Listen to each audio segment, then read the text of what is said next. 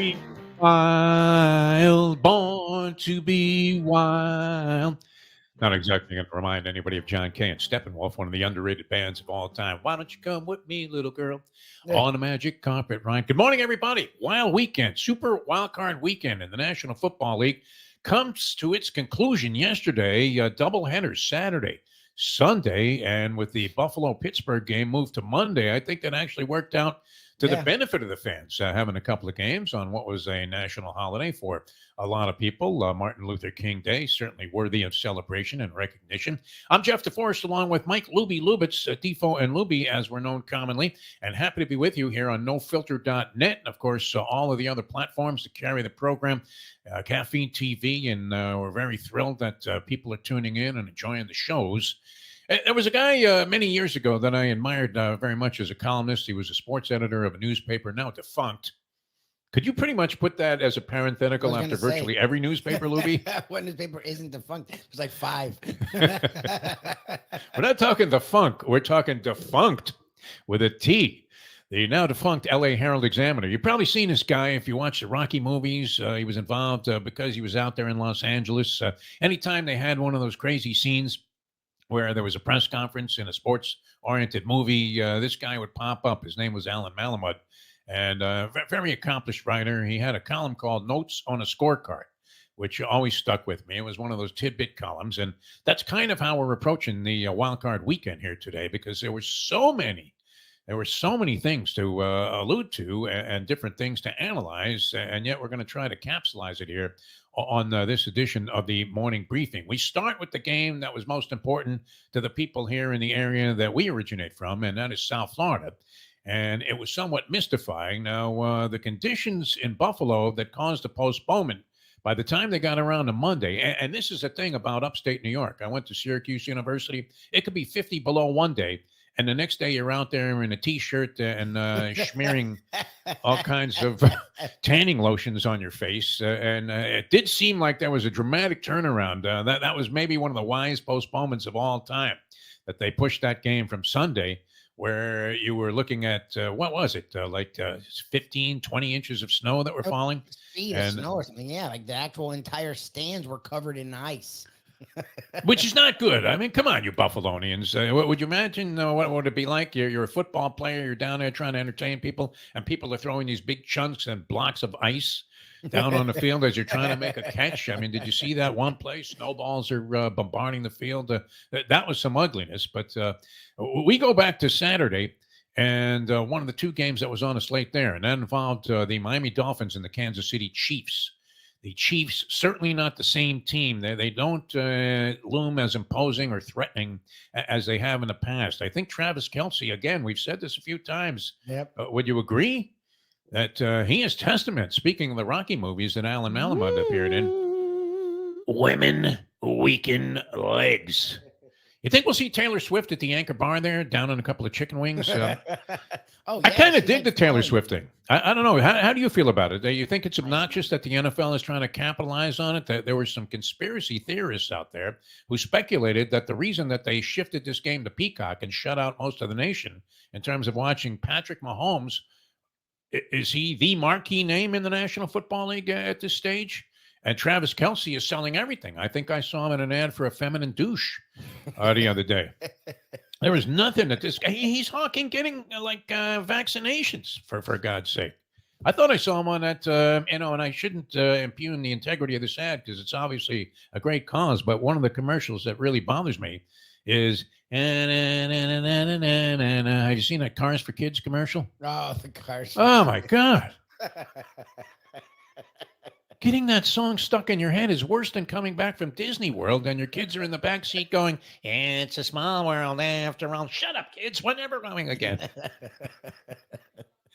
But the Chiefs are there, and the game was epitomized by the shot of Andy Reid on the sideline where you thought maybe, wow, Andy Reid had a booger and it froze on his mustache. Icicles on the guy's mustache. Now, you can't really sense that necessarily from watching the game on TV. The winds were a little bit prohibitive as well. But that left little excuse for the performance of the Miami Dolphins. We know the statistics, and you're not necessarily a big trend handicapper, and neither am I. I don't know that it matters that some team in 1960 that originated in Miami, that was coming out of Miami, the Dolphins organization, if they happen to lose in a 9-degree temperature, is that really a significant factor for the team that's going out there and playing Kansas City on Saturday? I'm not sure that I make those kind of excuses. But what was mystifying was how poorly the Miami Dolphins performed in that ball game against the Kansas City Chiefs team that was relegated to having to kick 4 chip shot field goals and limited to 26 points in the game. This was an offense that nearly ran Sean Payton out of Denver after 3 games into the season when they put up a 70 spot on the Denver Broncos. But they will be forever haunted by 4 minutes against Tennessee, the Miami Dolphins, because they could have had the situation where they were playing at home against the Pittsburgh Steelers, who put up a little bit of a fight in their game against the Buffalo Bills. But and they did make the people that laid the 10 points with the Bills a little bit nervous, Lubie. Those guys were ready to swallow a cyanide cap as that final meaningless drive was taking place with no chance to ultimately pull the game out. And yet they did have a shot to beat the spread at the end of that ball game. But this brought about a lot of interesting questions about the Miami Dolphins, who were all in. There's a theory out there which also includes Jerry Jones. And I guess a lot of these owners that have been in the league for a while, Stephen Ross is relatively new by comparison to some of the others, but he's 83 years old. He's in his 80s. No, he doesn't have time. He's not messing around. You're a multi-zillionaire. You're 83 years old. You've invested in the National Football League, which turned out to be just brilliant. No matter what he paid for the team, I think it was $1.4 billion. I mean, he'll make. I think teams are up to worth like 5 or 6. Like at this point, he'll do tremendous really well. investment. He's getting really 5 to 1 on Secretariat. I mean, it's pretty incredible. And yet, both situations have a little bit of a parallel, because if you're Jerry Jones at 81, I think he is, and Stephen Ross at 83, do you take some desperate and radical measures to try to ensure that maybe you at least sniff a championship game, a Super Bowl appearance before, unfortunately, you meet your maker? And where does that leave you if you're the Miami Dolphins? Because certainly the state of affairs, Lubie, and you've had this rant going all year long that you think Mike McDaniel is a little bit Meshuggah. But when it comes to play calling, we often talk about don't get cute in situations. I think it's legitimate to question. And I like this guy. I would love to see him succeed. I like his approach. I like the fact that he's an unconventional NFL coach in terms of the way he approaches everything, including the media, responses to questions, the way that he coaches the team, a very innovative offensive mind from the Kyle Shanahan tree, if you will. And yet, is he head coaching material? Do you think that that's legitimate to bring that into question after that loss to the Chiefs? I mean, I think he's 2 years away. Look, I've said this all year. I think he's learning on the job, which is fine if you're in Carolina, if you're in Minnesota, like if you're in these places where there's low expectations. Yes, a young guy who's learning on the job. I that's the thing that sucks about McDaniels. I think eventually he's going to be a great coach. Like he's been able to do this now at 37. Like when he's actually a little bit older, I think he's going to be impressive. The problem is, this is a team that went all in. And again, a lot of people are saying, well, you can't punish him for the last 20 years and not making it. No, that's what they're missing. Is this isn't about the failures of the last 8 coaches. Right. It's what they've done to set him up. They traded all their first and second round picks. They spent big on veterans. They did what the Rams did. But when the Rams did it, the Rams went to 2 Super Bowls and won 1. Like when you do the all in, you can't lose 2 first round playoff series. I don't see them firing him, but I've said he's on a hot seat going into next year because of the way they finished the last 2 years. He's shown he's not ready to finish the season 2 years in a row. They don't have a lot of time with this group. Now, look, in this day and age, there's a lot of stuff you can do with the cap and this and that, but we've seen it eventually catches up with everyone. Even the teams that delay it down the road, it still catches up with you. And that's my problem with McDaniels. I don't think he's going to be ready for 2 to 3 more years. And by then this team will be in a full rebuild. So then he'll fit perfect. For a team that's trying to win now, I don't think he's ready. Like he makes calls in every game that you're like, yeah, you didn't have to do that. And you can see it change the tenor of the game. Like the Dolphins will be in it. They'll have a shot. He'll make really stupid calls.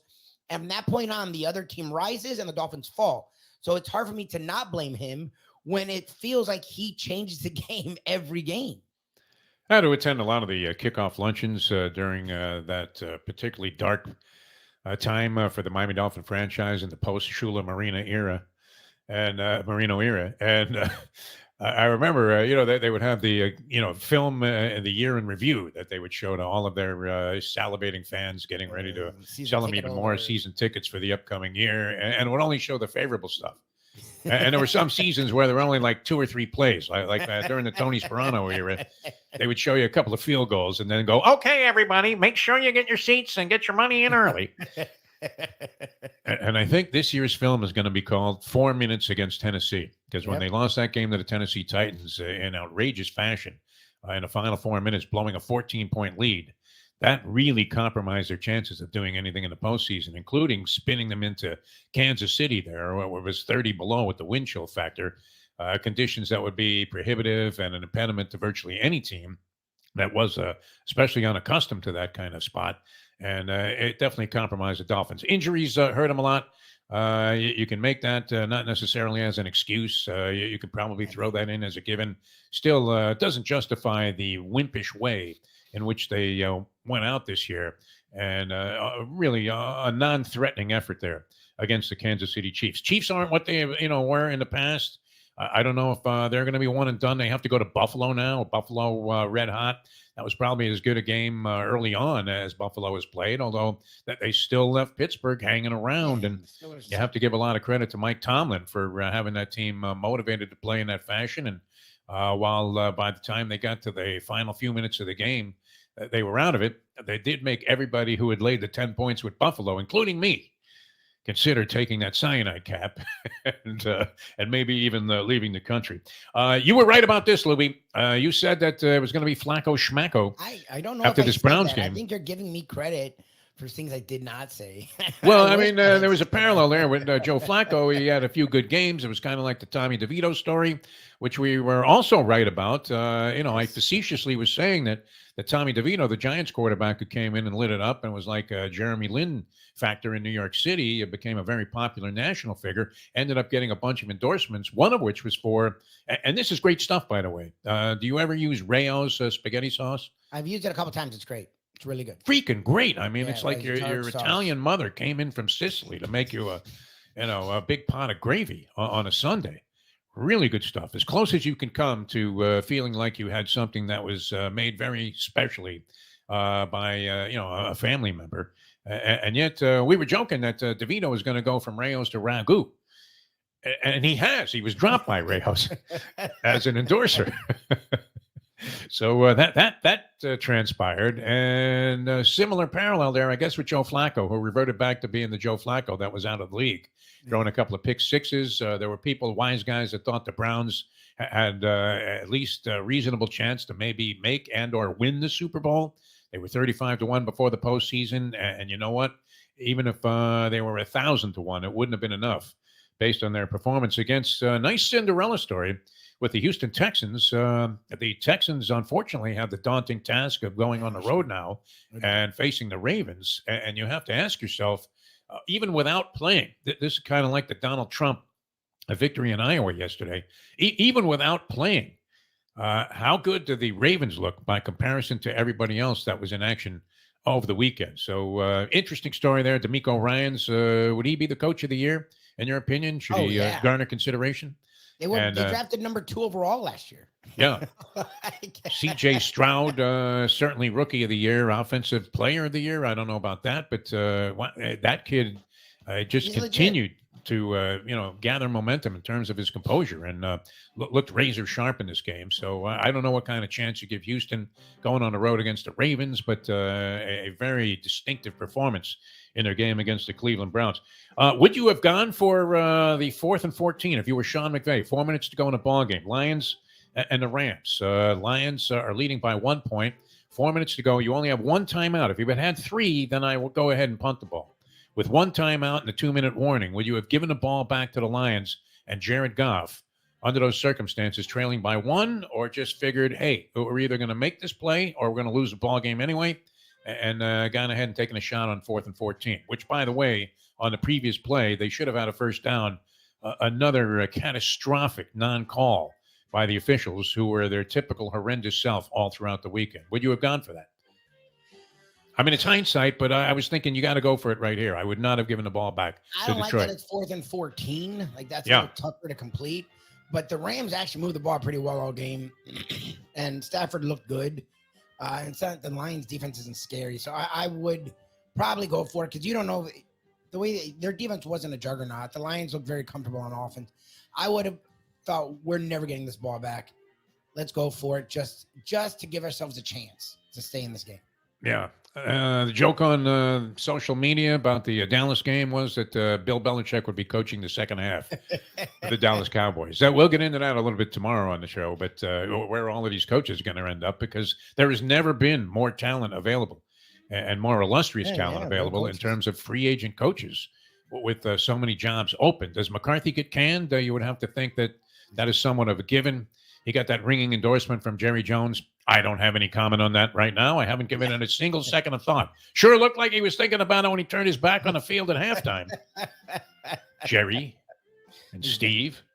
So we'll see what happens there. And then Tampa Bay, I don't know that it was a big surprise, but the inept finish of the Philadelphia Eagles to the season has oddly Nick Sirianni supposedly on the old Ed Ogeron hot seat. In fact, I think Ed is more comfortable right now anally than Nick Sirianni is, because his fanny is already, aligned with all kinds of capital that he made from getting fired from other jobs. But Sirianni, who was a bad call away, or I don't know, a debatable call away anyway, from winning the Super Bowl last year on that Mahomes out of bounds late hit, and was 10-1 to start the season, finds himself in a situation where he's doing the old Ralph Cramden at these press conferences after the game. They finally got a tush-push stop where Yes. they made Jalen Hurts look like a jerk-off.